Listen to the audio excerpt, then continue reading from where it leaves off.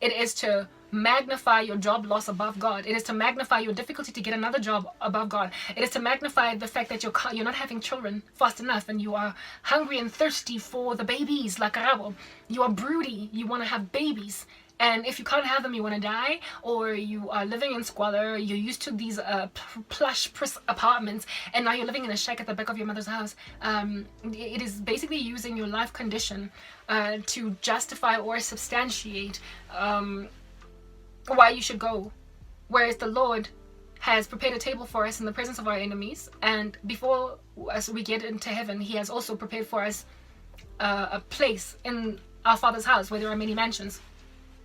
And you don't get to just go and inherit your mansion. Like, you don't get to just throw in your towel. The harvest is plentiful, but the laborers are few. You don't get to just stop working in the kingdom and like basically skip the queue of everybody that's entering into heaven because they got a heart attack, or because they got a brain aneurysm, they got into a car accident, they got into a plane crash. Here are these numbers just flooding into heaven, and some who broke into, yeah, hallelujah.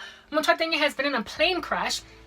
Like David Wilkerson worked all the way to the end of his life, got into a car crash at like a ripe old age, died that horrific death, and then was like, oh, I was expecting to be at Times Square Church next Sunday. I guess not. We're here. David Wilkerson arrives in heaven in 2014 when he passed away. And then God was like there.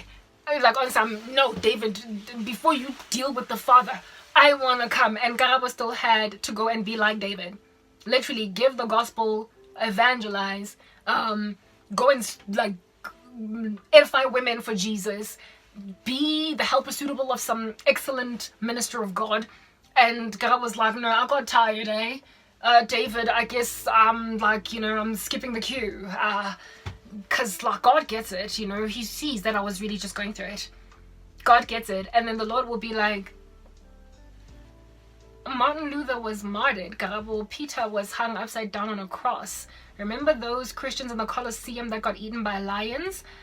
What are you doing here? What are you doing? Like, you were I was gonna, and then he would likely show me a chart of when I was gonna have my first baby. Let me go back one step. When I was going to meet my man, when I was going to get married, when we were going to have our first child, what our ministry would have looked like, what my participation or contribution to his ministry would have looked like, what I would have started on my own for women, how many children I was going to have, at what ages I was going to adopt some of them, how many of them, would then go on right ahead to, in and of themselves, become gospel preachers, how many of them would become presidents. You know how some kids of Jonathan Edwards were presidents. Like, the Lord would then show me what would have been, and how it is that I just decided that I'm going to stop doing that. And so basically all of those kids that were supposed to be born and give the gospel and whoever they might have reached for Christ, not on the earth anymore. No.